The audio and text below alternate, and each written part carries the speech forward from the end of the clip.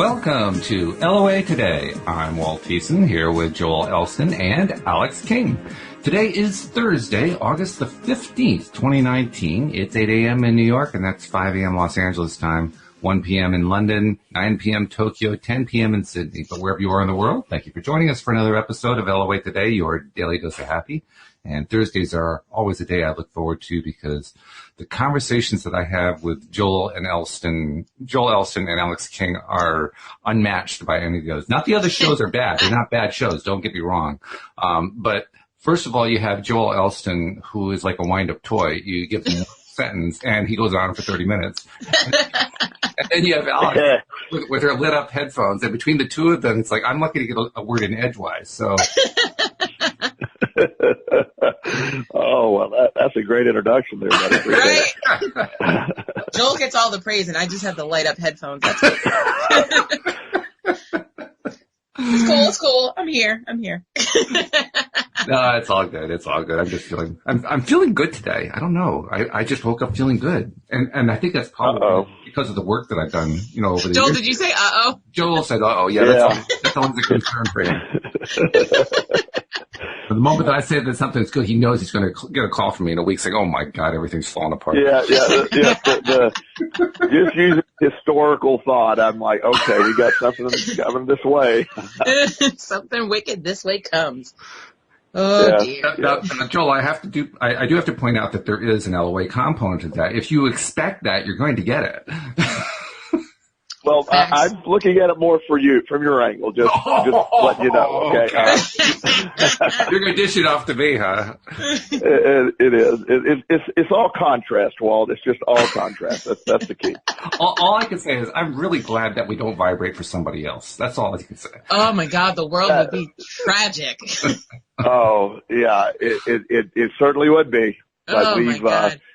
That. In fact, most people wish they could, but thank goodness it is not part of the process. Well, right. That's what keeps you in business.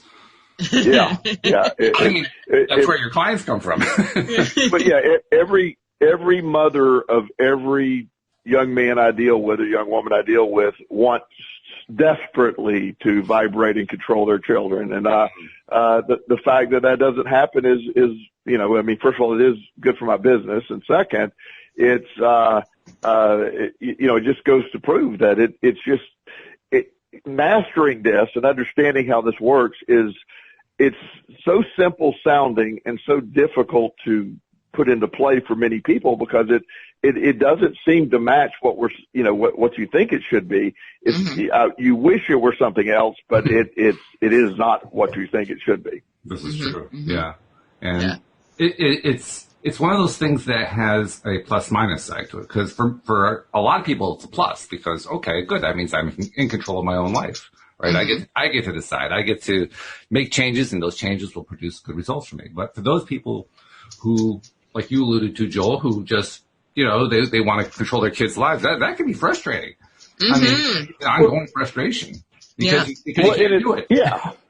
Yeah, well, it comes out of a good place. It comes out of love, but at the same time, we're the beauty of all this is we are beings that bring about our reality. We do get to choose our perspective, and so that's the beauty of it. At the same time, it's the tragedy of it because it's when we're making poor choices.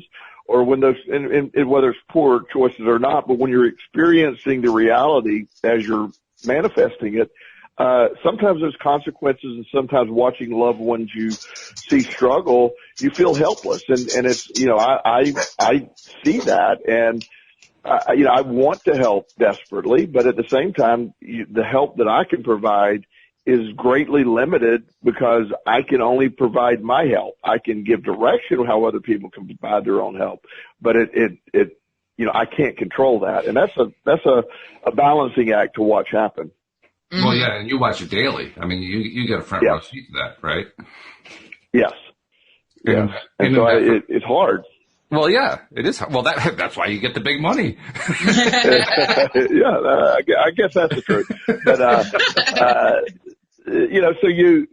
I know for me, for a long time, I think I wow, I'm really good at this. And then I really understand it. And then it's like, okay, I'm unintentionally doing this. So even people who are long time practitioners of the law of attraction that do it better or understand it better than most, that, I am not always negative thoughts. That's where most people think, okay, well, I'm doing it wrong because your thoughts are often out of your control. Your response or how you change that is in your control. Right. You can't help but think thoughts that pop into your brain. You don't control everything that goes on. Now, as time goes on and you adjust your perspective, the thoughts do change to a different view. But while it's happening, I'll hear people say, well, I'm doing it wrong. I'm having negative thoughts. It's like, no, you can't stop those. What you can do is respond to those thoughts. That's a big difference. That is a big difference. It's also a bit confusing, the whole idea of control, because we kind of expect, I think most of us think about control in the context of like a micromanager. I'm going to control this thought, and then this thought, and this thought, and this thought, and this thought. And what we find over time is as we work on ourselves and get into a better mind frame, we still aren't really controlling all the individual thoughts. It's just we're getting more of the better ones. Right. Which isn't quite the kind. It's not like you're turning the steering wheel and the car is turning right. You turn the steering wheel and 10 minutes later the car turns right. If we were in charge of all of our thoughts, then we'd be dead. Because you can't sit here and go, oh, you know what? I would like to eat pie today. Oh, I got to remember to breathe. Got to remember my heart's got to beat. We would be dead. We couldn't keep track of everything. What a cheery thought. Thank you so much for sharing that. This is what you get at 8 a.m. Well, it really is the perfect analogy of why we don't control. You don't have, the part of your brain that controls the breathing and the heart beating and the blood cell production and the antibodies to be released. Thank goodness we don't have to sit there and go beat, breathe, breathe. Antibodies. I mean, antibodies. That would be a very long day. I mean, you would be exhausted. Yes. And so the fact that the body is conditioned to do that, and evolution has supported a negative outlook, and people initially don't understand that back in caveman days, the person who was more in tune to the things that could go wrong had a biological evolutionary advantage, because that, they're going to be looking for what's wrong. They'll be able to respond to the tiger that's attacking them much quicker than the one who doesn't have that fear in tune. So biologically and evolutionary, the advantage to that personality of negative developed. And so the positive, everything's fine person in caveman days died. He got eaten by the tiger. So the genes of the fearful, expecting the worst person went on. So that gets embedded in your DNA and the epigenetic theory that you transfer DNA and thought and stuff as time goes on. So you see that personality type develop. So when I get the question, why do we think negatively? It is our evolution required that. It's not required anymore, but it's hard to undo, generations, hundreds of thousands of years of negative evolution. It works that way. So understanding that, it does help to see how we get to that negative pattern of thinking. Mm-hmm. And the good news is that as we continue to work on ourselves, as we get better at this stuff, I find that we do have more control. I mean, I kind of made a joke about turning the steering wheel and, 10 minutes later the car turns. And that's what it seems like sometimes. But also, I mean, I do find that the more that I engage in meditative type experiences, the more quiet the mind becomes. I get a lot more control over deciding what it is I'm going to think about next. And if something comes along that I don't like so much, nope, not going there. Let's see, what would be the pivot point on that? Where am I pivoting to? Oh, I'm pivoting over to this thing I prefer better. Okay, I can do that. So I may not be in control of every thought, but I'm in control a lot more than I used to be. Well, and you put yourself in a position to be, a lot of this, we touched on this in the past. When you surround yourself in an environment that's supportive of what you want to be, you're less likely, when I turn on the news, I hear all the tragedy and all the bad stuff and all the yelling and all the drama. When I turn that on, I'm programming my brain. And so I'm now put myself in that environment of reality. So I have a lot less control over I have more control than I realize by not programming myself to be in that environment. And so you have control maybe at a different level than you realize early. Mm-hmm. And then you do learn to let that, I had to, for years now, I haven't watched the news. I turned it off. I don't do it because I don't have any effect on what happens, but my response can be very, the sky is falling. When my son Justin, first moved in, a few years ago, when I adopted him from foster care, he's just a great kid, but I had to tell him he was watching a news channel. And he goes, Dad, I think we're in trouble. And I go, what do you mean? And he goes, well, everything's, I go, no, son, turn that off. That's not real. That has nothing to do with you. That's not real. And that sounds strange to say that. I mean, when you say that that's not real, well, of course it's real. They're broadcasting it. Mm-hmm. Yeah. In that case, you need to use the remote control to control what you're saying. Mm-hmm. Right, and that is what you're in control of. So your reality, there's a couple that I've known loosely. That's not directly work with them, but they also have a reality TV show, and they were arrested yesterday for tax evasion and fraud and all this other stuff, and. If you were to watch the show, they put on. Sorry. No spoilers. Sorry. I'm not spoiling it. I know who. I was just. Okay, go ahead. But who they are is not really relevant. But if you ever watch their show, they put on this image and air of all this perfect life, but in reality, they're projecting. The stuff that's behind the scenes, and the reason that's damaging to people is that this isn't even really about them. Is people will watch that show and then compare their life to theirs thinking, wow, they don't seem to even work and they have this perfect life and they do all this great stuff. And their problems, while they do seem to address, they're very silly. And, it's like they randomly will have these events that seem to be, real, but they're really staged. And they do all, by the time it's all done and everything unfolds, it's not remotely the truth. Now, that's their world. I'm not worried about their world, but the people that watch that and program themselves of that should be my life. I am lacking because I don't have that life. And the reality is that real image that they're putting up is not accurate. So it's damaging to people because it is, you get that you look at it, you're looking at the contrast of the average person's life who's working 2 or 3 jobs and their kids aren't these beautiful little perfect kids running around with their problems that seem to be just very superficial and they solve it in a 30-minute period every week. And, and it's like everything's funny and when you get behind the scenes, their life, and again, there's probably going to be a lot comes out. Their life is a train wreck. It's horrible stuff happening.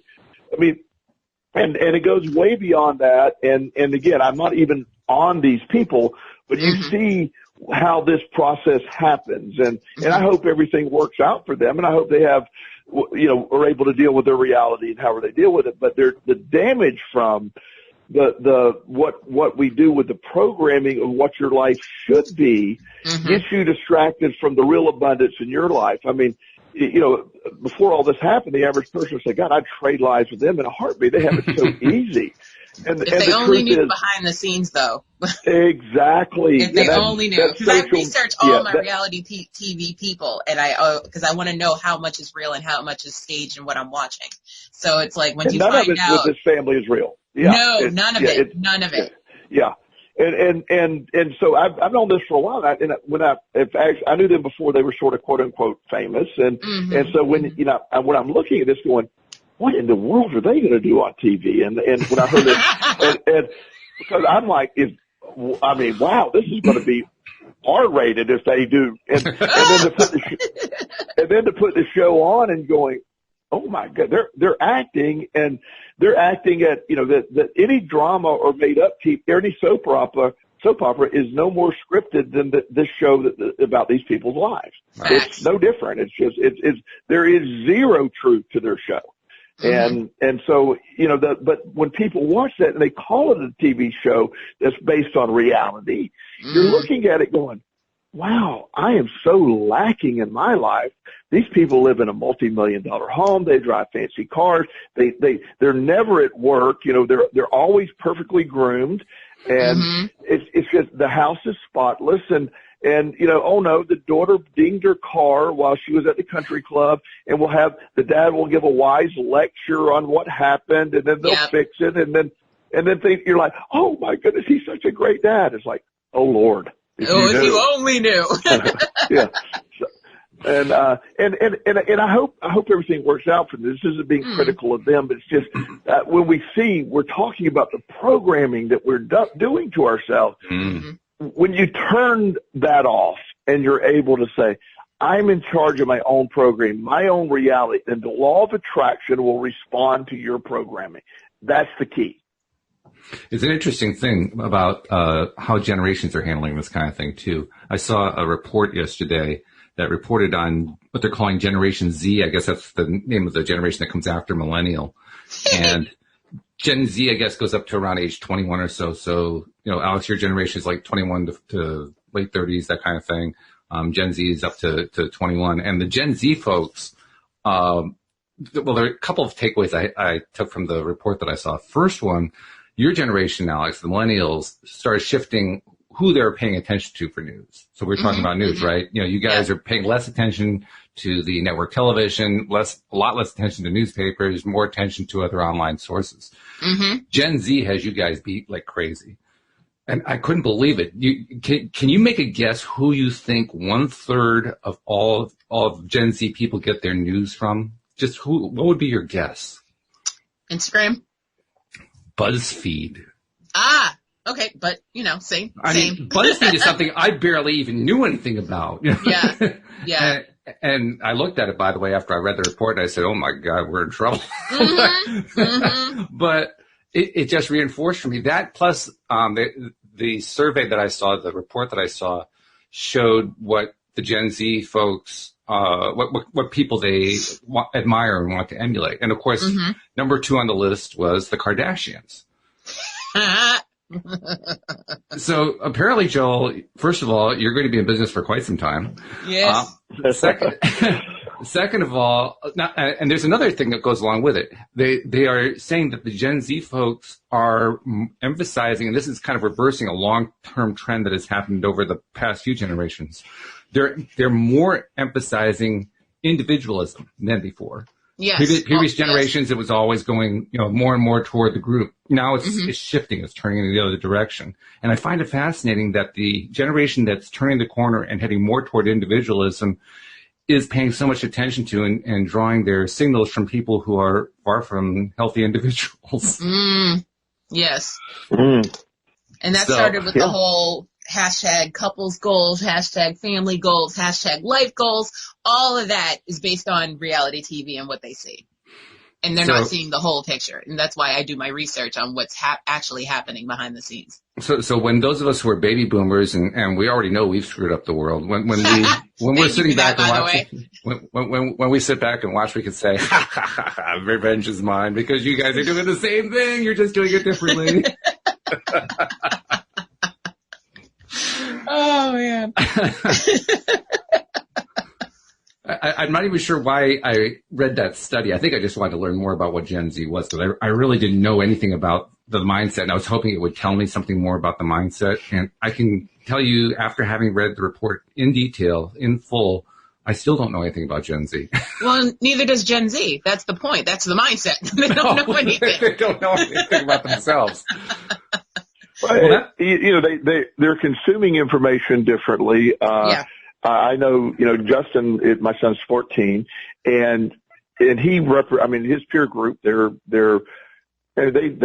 get outside, they play hard, they swim. I mean, it isn't that they're totally inactive, but like they don't watch any TV. Television is not a thing for them. It is, they don't turn on TV. They'll watch YouTube.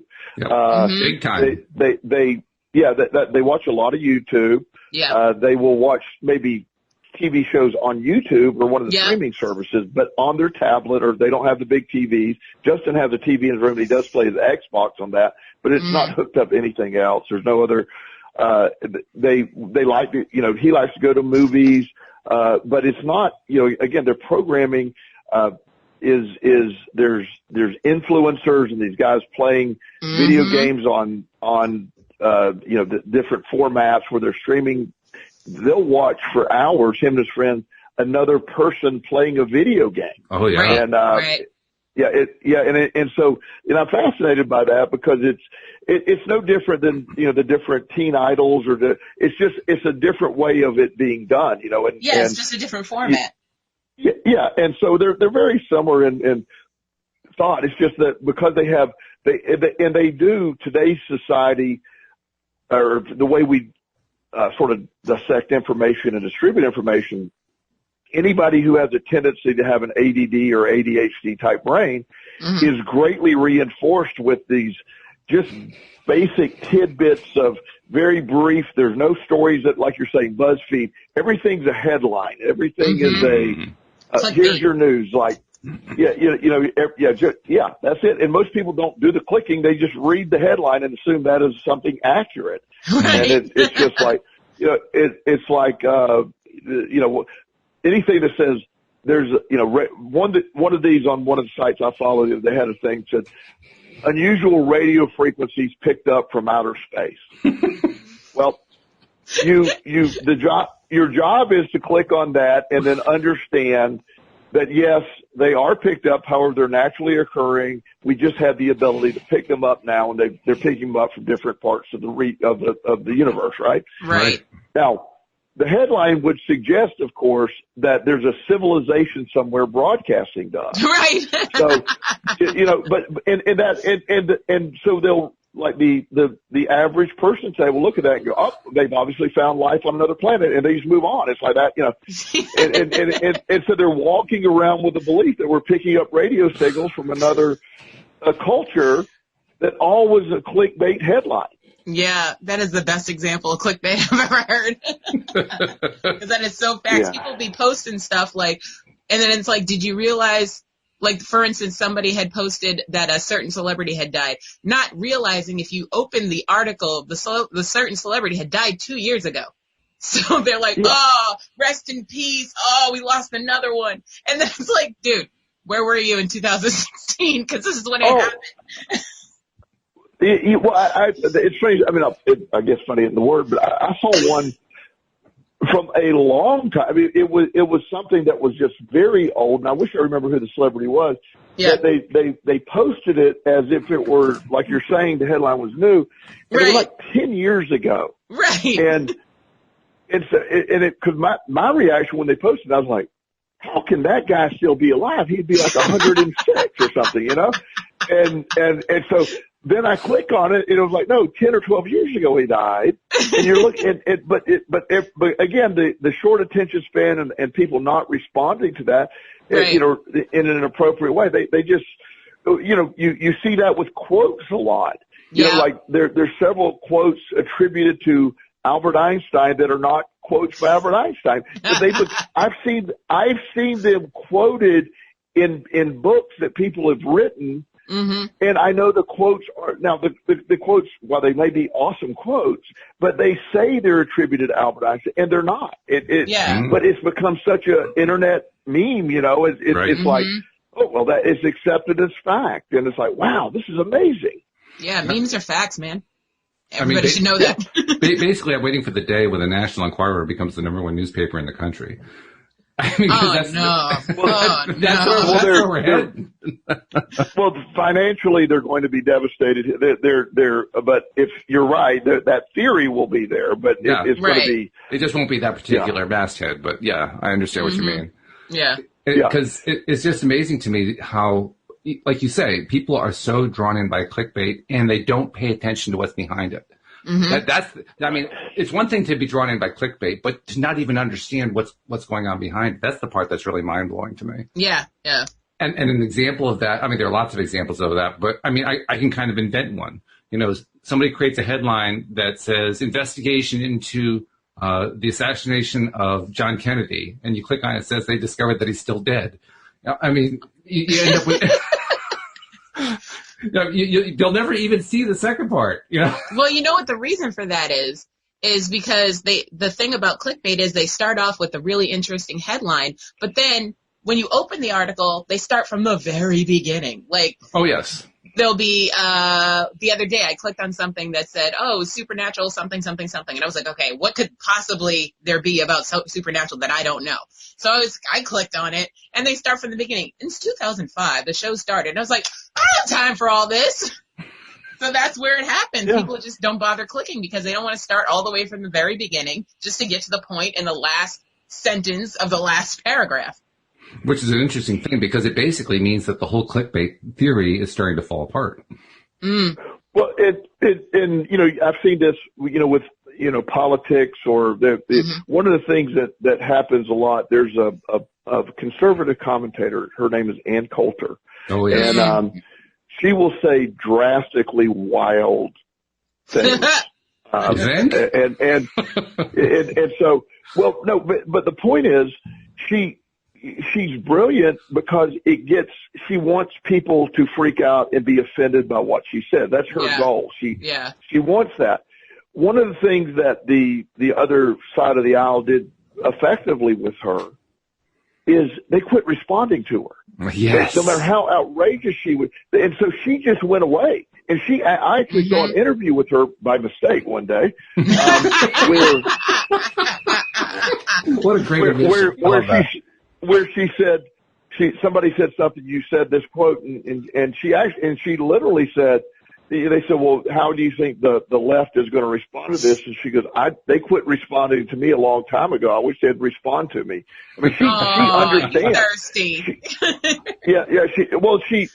She makes her money when Rush Limbaugh says outrageous things on the radio. He wants that attention. He loves the fact that so you see that that's what we become. We're simply we're stating it, not that we're worried about this in the same way we historically thought we'd be worried about it. It's not about that. When the guy that wrote Fahrenheit 9/11, what's his name? Michael Moore. Yeah. He will say outrageous things on the other side, and then he'll set off, and the right sort of realize that, and they started ignoring him too, because because when, you know, I've told that to my conservative and my liberal friends, when you post these outrageous things, you're actually doing what they want you to do. You're not who they're after. You know, when you're mad at Colin Kaepernick for kneeling and you say you're boycotting Nike, you're doing what they want you to do. You know, a 50 or 60-year-old conservative hardcore Trump supporter ranting about Nike and Colin Kaepernick is exactly what they want to happen. Yes. Because you're getting the attention of the people. And so so the people that have mastered that, they use their momentum of positive or negative. This goes way back. Any publicity is good publicity. Has never been more applicable than it is today. Your name trending is the point. Whether it's good or bad, your name trending is the point. So let's look at that from a law of attraction perspective, because I think what we're really talking about here has a very cool LOA side to it, which is, I mean, LOA is all about the idea that what you focus on, what you vibrate to, what you feel about is what you get more of. And by that theory, we would presume that we would get more and more clickbait. We get more and more people, we get more and more dogs trying to bark for attention. We would get more and more, you know, stuff, people out there laying their hair on fire trying to get you to say, look at me, pay attention to my stuff. Right. Which is what we get. And yet, by the same token, we also get a bunch of people turning it off. In other words, we get what you were talking about a few minutes ago, Joel, about how we get to choose what we're going to respond to. And apparently what especially the younger generations are now deciding is, I'm not going to pay as much attention anymore. I'm certainly not going to click through and find out what the truth is behind it. I'll just buy whatever the fact is on the surface. And I kind of think that ultimately leads to eventually I'm not even going to pay attention to what's on the surface anymore, because I'm even discovering that isn't true. Well, that is so, I was giving an example of this on a talk I was giving the other day, a discussion with some businessmen. And and again, for somebody who doesn't talk a lot of politics, I talk a lot of politics. But no kidding. Yeah, just a little. but I look at it from more of just a fascination versus taking a side. Right. And when President Trump first got into office, and he would say these appearing radical, crazy things, Mm-hmm. the stock market would respond, "Oh my God, he said this," and it would go down 500 points. It would just because they weren't used to that just bombastic whatever drama. Right. Well, then it gets to the other side. We'll bomb the hell out of anybody, and the stock market just sort of laughs and moves on. It's like he desensitized them to all the rhetoric because they were so used to reacting to any hint. One time when Bill Clinton was president, he mentioned the stock market, said, "Wow, the stock market's really," and he was criticized for mentioning the stock market. It went up like 20% in 2 days after he mentioned how much the stock market was going up, and he was criticized for even mentioning that because it affected the markets. Mm-hmm. Well, Trump's like just all over the place with it. So that then he's not going to obviously tone his stuff down, but they get desensitized to it. Right. And so it's like, you're like, oh, so you see that and you start accepting things as reality. You hear this and again, as I've said before, the law of attraction it's never been about being positive or negative. It's just about understanding positive is a good way to get more things of what you want, but negative is a good way to get more things of what you don't want. It works on both sides. Mm-hmm. And people that have mastered this in politics or in business, they know that getting your name out there or just getting it out there, creating that's the energy of it. And you could, you can see that. I mean, I see people fighting horribly over the concept of, with passionately on both sides about whether Michael Jackson did something or didn't do something. The man's dead. And, but the drama and passion about all that, all these years later, is fascinating to see. People that weren't alive when Michael Jackson was alive are defending him on some level, Oh yeah, sure. And it's like, huh. So but that idea that we are programmed with a certain, a bias that goes way back, but because we take in, I forget this, I think I mentioned this show before. I don't have so these are made up stats totally, but, we absorb more information in one day today than we did in an entire year in the 1700s. But do we? That's the interesting question. How much of it do we absorb now? That's the point that I'm trying to get at. I think what's happening here is that we're learning to put up a barrier without realizing we're putting up a barrier. We're learning to put up boundaries without realizing it. Right, and I'm letting, and that you're right, but I want to rephrase my statement. When I say absorbing, we're taking in. Now you still take it in, but you learn to block off 90% of it because it's all minutia. Yeah. But the amount of information flowing to the brain is more in a day than it was an entire years ago. Sure. I still think, just like you're saying, the absorption part, we've become desensitized to it, and you're oblivious to most of it. You have to have that, but before, but that encourages it. Before you would be able to say, wow, look at the beautiful forest. Look at how incredible this is. And you needed to go out and look for stimulation. Stimulation was the word I was looking for. The stimulation seen by us today is at just incredible levels. The noise, the visuals, the amount of stuff we're looking at. Back in the day, you'd read the newspaper that came once a month, or you get whatever, and you would read it front to back and the ads and everything and all of it. And today you to even sort of absorb things, you have to just sort of do the glancing blows of it all. You got so much to take in. My friends laughingly say, if you're going to send Joel an email, say everything you need to say in the first paragraph because that's all he's reading. So you get clickbait email. Yeah. So it's good, but and they're correct, by the way. I mean, so that's awesome, you know. So they understand you very well. That's a good thing. Yeah. And you've also developed your own technique to kind of create your boundary about how far you're willing to go with all this information that comes into you. And I think that's what I'm marveling at. I think there's a lot of dysfunctionality. Don't get me wrong. There's a ton of it. But I'm seeing signs. I'm seeing lots of indicators that despite the fact that we're so bad so many times at focusing on what we want and spending most of our time focused on what we don't want, so we keep getting in our lives stuff that we don't want. Despite that fact, the universe, God, whatever you want to call it, is finding ways to kind of work around all of that and help us get to the point where we need to get to anyway, despite the fact that we're resisting it every step of the way. Mm-hmm. I think that's just marvelous.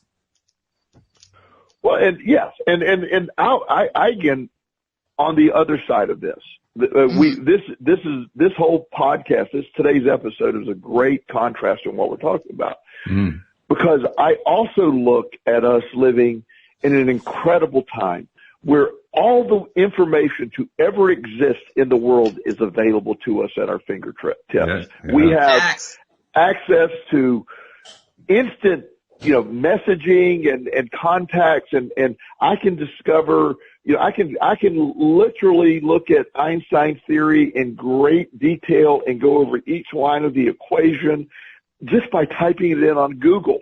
Mm-hmm. It's amazing. So I access to this information allows, whether you like this guy or not, but Elon Musk he's doing fascinating things with all this information. Facebook is, yesterday, this, I finally have some proof to what I've always been saying. I used a word yesterday with a client I don't think I've ever said. I was in a doctor's office, and one of my clients was, I was with them, and they mentioned that their foot is hurting, and he said, I have a very wide front of my foot, very narrow in the back front. And I said, well, we need to look at some orthotics for you. So it's a word I've never said out loud that I'm aware of. And so when I get in my car, the first ad on Facebook is orthotics. Of course it is. Yep. And I'm like, before it was always like, no, that's clear. That's not a word that that's not by mistake. And so, but within that, that's either a good or a bad. I mean, first of all, I don't really care, but at the same time, I literally like, wow, this is awesome that we're in a place where we're not far from that next step of being able to think something. And then here's 50 choices of that coffee maker you were thinking about. And we can have it here by today. Right. We're not far from that, but I look at it as fascinating times. Mm-hmm. So it's either negative or positive, and it is like the law of attraction. It's neither. It's what we make of all this. Mm-hmm. Mm-hmm. Yeah, it is what we make about the whole thing. And I think I said at the beginning of the show, I'm in a good place today. I'm feeling really good. So maybe that's what's influencing what I'm perceiving today.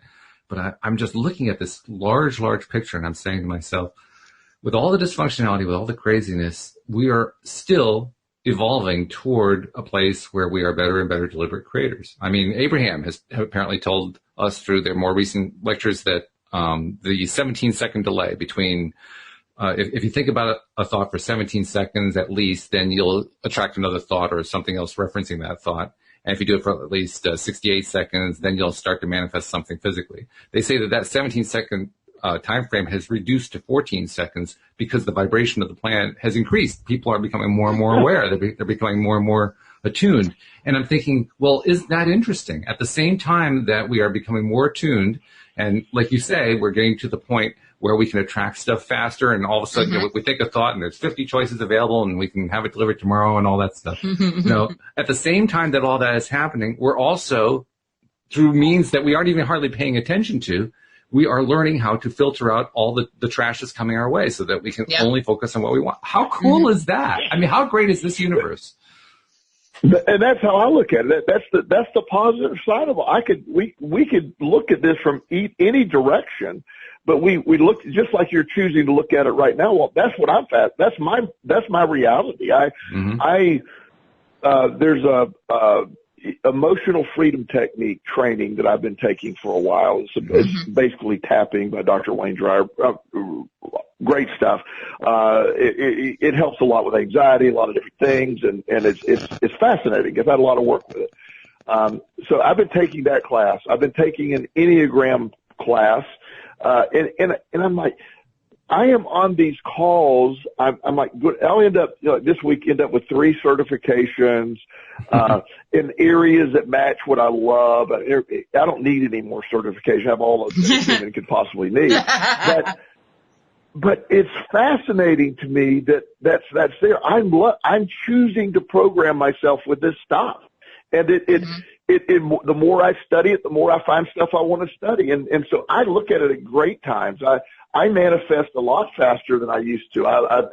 And again, my belief in it happening, I do it without even trying anymore. I have great things happening.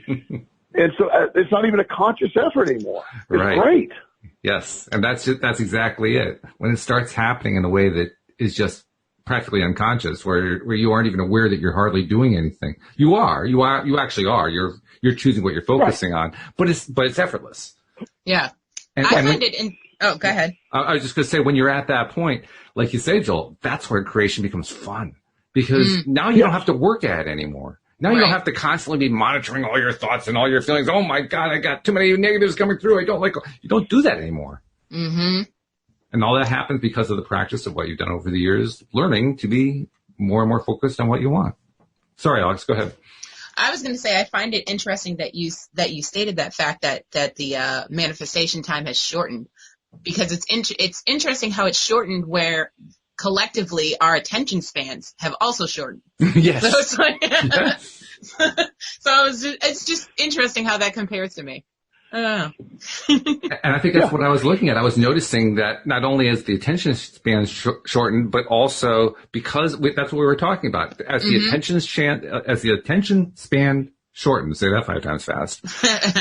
As that span shortened, simultaneously, we ended up putting up filtering to block out all the stuff that we didn't want with that short attention. Yeah, we don't have time for it. Nobody has time for that. And there was, again, no effort going into that. It just kind of is evolving. It's happening that way. Mm-hmm. I have said for a long time that I feel that, with the statistics with children being diagnosed with ADHD and ADD over the years, I think that's an evolution of the brain. I don't think it's a mental disorder or it's a functioning disorder, and that supports this evolutionary theory. I think the schools don't know how to teach to that brain. I mean, they're still teaching on a 1950s model of what happens.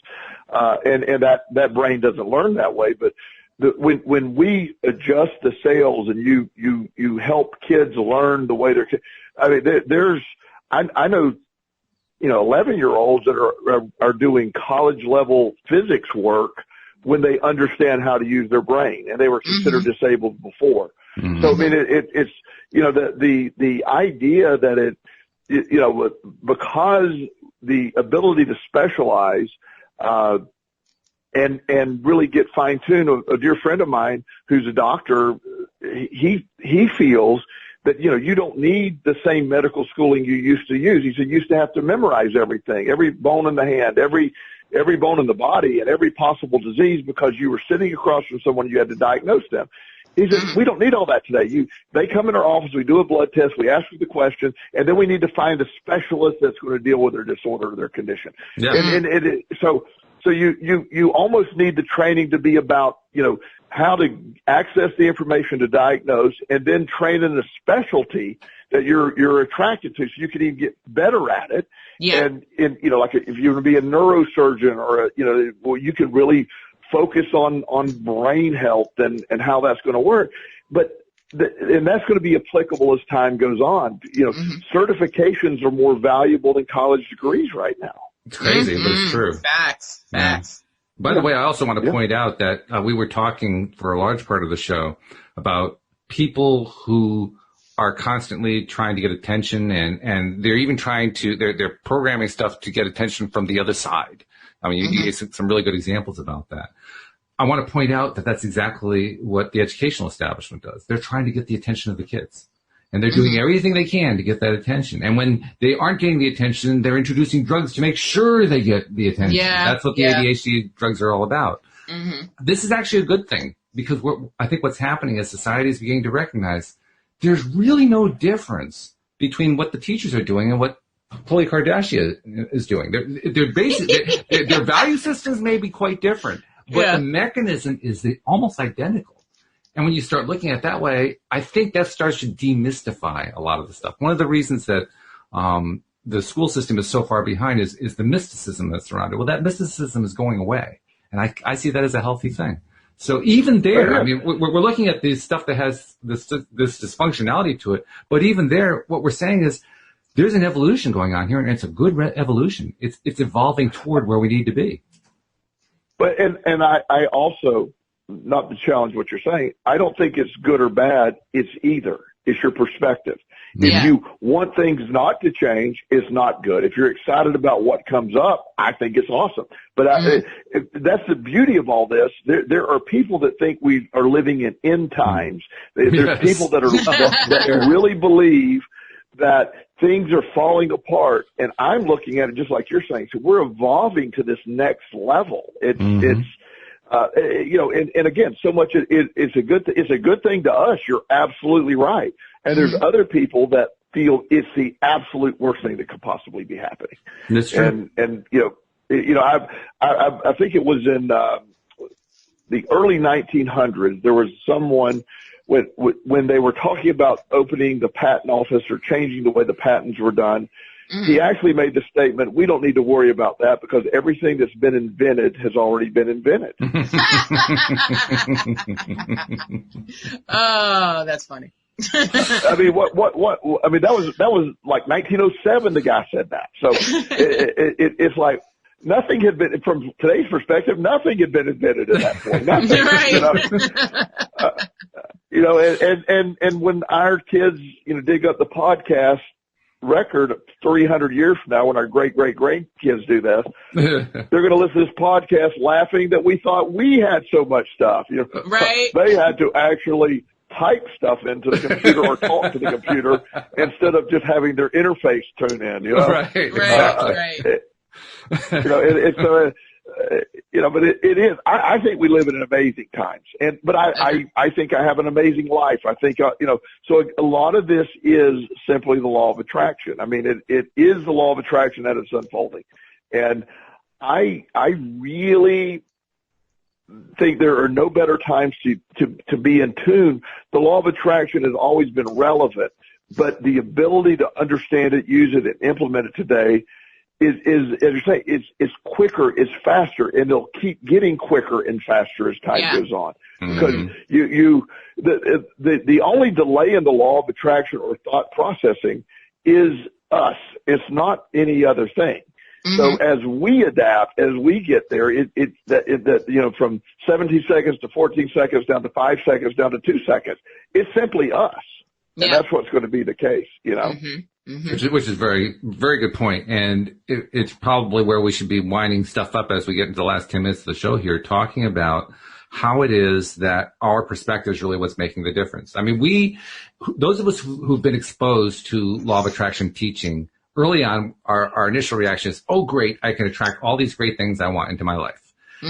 We don't realize at that point that we're attracting already everything into our lives. Right. We don't realize that we've been using this for years unintentionally and that all this stuff keeps showing up because of what we're focusing on. But as time goes on and as we learn more and more, we begin to realize exactly that. We begin to say, oh, well, yeah, I guess I really I did attract the fact that I kicked that table as I was walking around the corner. I'm like, oh, well, all right, I guess it's on me. You know? And then we keep evolving beyond that. We keep learning more and more beyond that. And as we learn more and more, we begin to realize how important our perspective is. And as we learn how important our perspective is, we start to change our perspective. And as we start to change our perspective, things get better. And then we say, so that's what this is really all about. It isn't attracting the shiny stuff into our lives. It's attracting the lives. Yes. It's attracting the lifestyle. It's attracting having a happy, good, exciting life. You described it beautifully, Joel, about how, you know, everything looks good from your perspective. And that's it. That's exactly what you end up with the more that you study this stuff. Mm-hmm. Which is cool. Agreed. It does make an incredible difference when you have that ability to just automatically zone in and see and filter the world through the perspective in which you choose. It's just it is the greatest gift I have received in the understanding. My life, I'm the same person that was born into my life.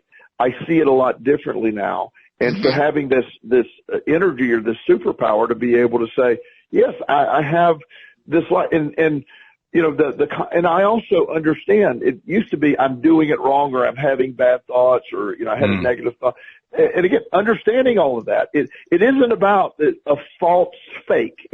That's where I lived I thought it was about being falsely fake in the beginning. You know, I thought, let me just be falsely positive here and it's going to be positive. Now that might have some value, but it was not it was my perspective on things that were negative that I had to change. It wasn't doing away with any negative thought. Things really bad happen. You know, my son died. That's real. There is just no positive spin to that on any side. Does that make sense? You know, there's not. However, you know, what my response can be, looking at, you know, what his life represented to me with the incredible joy he brought and all that. Yeah, it doesn't change the fact that given the option without any hesitation, I want him back right now. That's not happening. But I get my perspective of it remains. He brought incredible joy to my life. It's understanding I'm in charge of that view.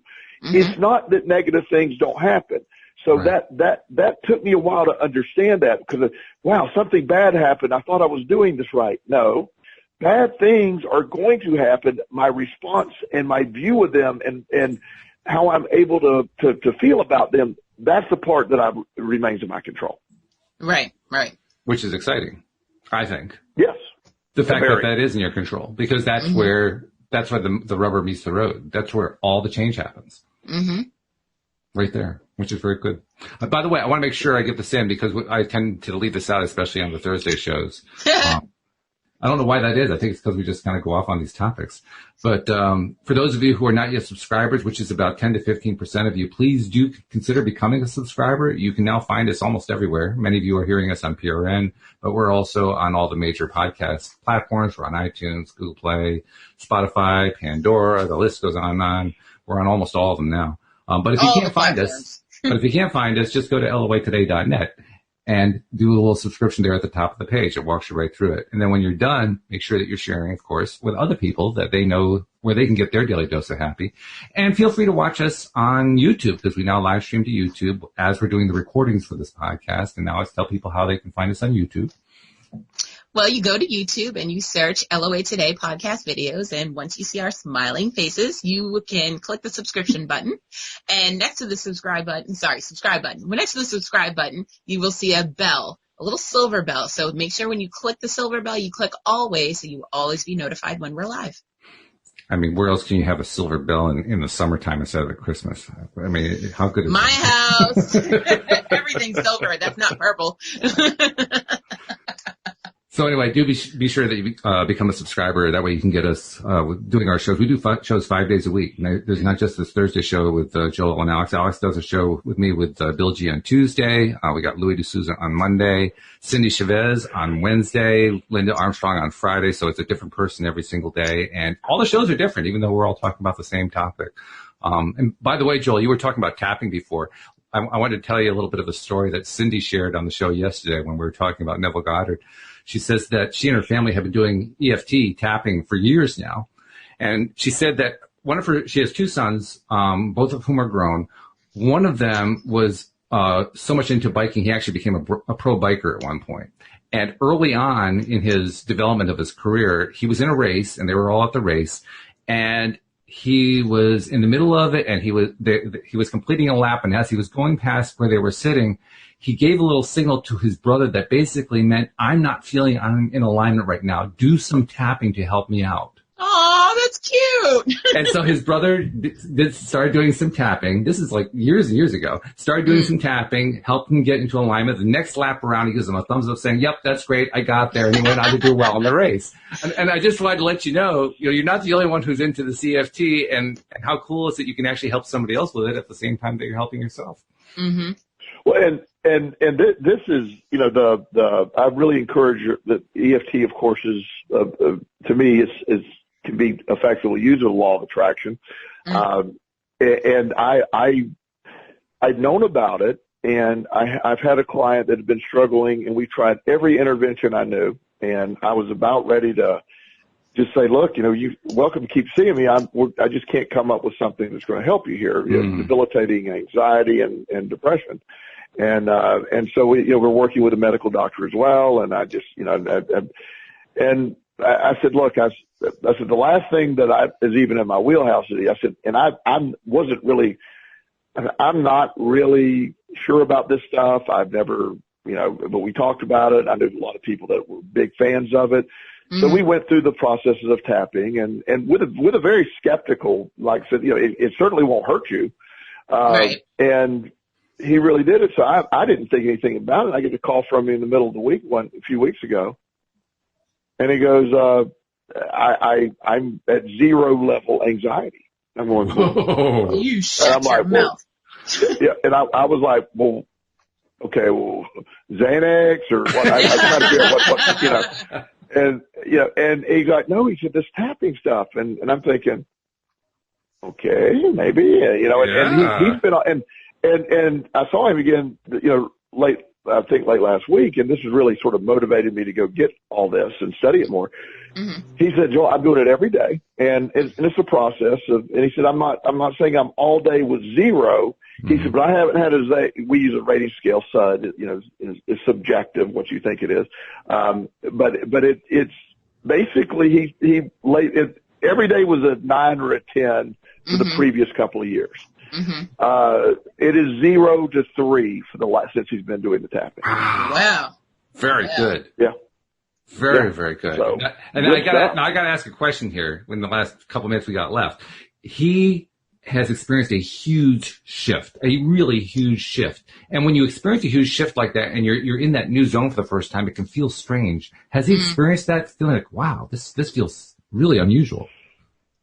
Well, his description basically was, trying to come up with a wording, but it was, he knew something was missing. He feels something's missing. And right. He said, as weird as it sounds, he said, I was having anxiety over not having anxiety. Right. Yeah. But he kept trying to figure out, where did it go? What? Right. And he said he spent like days trying to figure out, did the meds just kick in? Yeah. And he said tapping can't do it. And so even with a very skeptical mindset and a last minute Hail Mary, he is reporting, and there's other people, if you do research, report that this is the most effective tool he's ever used. So, that's super effective for him. And again, every individual, this isn't medical advice, or you always work with your doctor and you look at every tool that's in the toolkit, and everybody's source in anxiety and depression has a different, beginning and underlying cause. So this is by no means a diagnosis or a suggestion to stop working with your doctor, but it doesn't hurt to look into this type of. Yeah. Let's look into it. Absolutely. Yeah, I'm going to look into it because I've exhausted all the tools, and medication. Well, apparently you haven't exhausted this one, so put this one to work. There you go. That's what I'm going to do. There you go. My doctor. There's tons of free stuff online. Just there's YouTube stuff. There's free trainings. There's you could get into. You don't need to. I'm taking, really some advanced certifications, but you don't, you don't have to do all that. You can simply get all you need, how to practice it for yourself online. And then like anything else, there's that superficial level that you're able to do that's very effective. And of course, my ADD brain wants to know every single thing and origin behind. So I'm going to study the hell out of it for a few weeks. So Well, we'll expect a good report then. By the way, how does somebody reach out to Joel Elston, the coach, before we leave? JoelElston@gmail.com is probably the simple thing. JoelElston.com is my website. All right. And Alex, anything that we need to know about? Any spoilers or anything good? I mean, I know I still have to look at the script for TGIG, but anything else? Yes, there's a possibility. Well, first of all, Supernatural is not being canceled after season 15. A lot of happy fans. The fans are excited about that. And I believe Grey's Anatomy, we're having someone from the past is coming back. Ooh, okay. So tune in for that as well. See who it is. I think it's Callie personally, but yeah. Okay. Well, the prediction has been put on the table. So thank you so much, Joel. Thank you very much for your insights as well. Thank you to our live streamers and especially to our podcast and PRN audiences. We really appreciate and love you so much. And we will see you all next time here on LOA Today. Goodbye, everybody.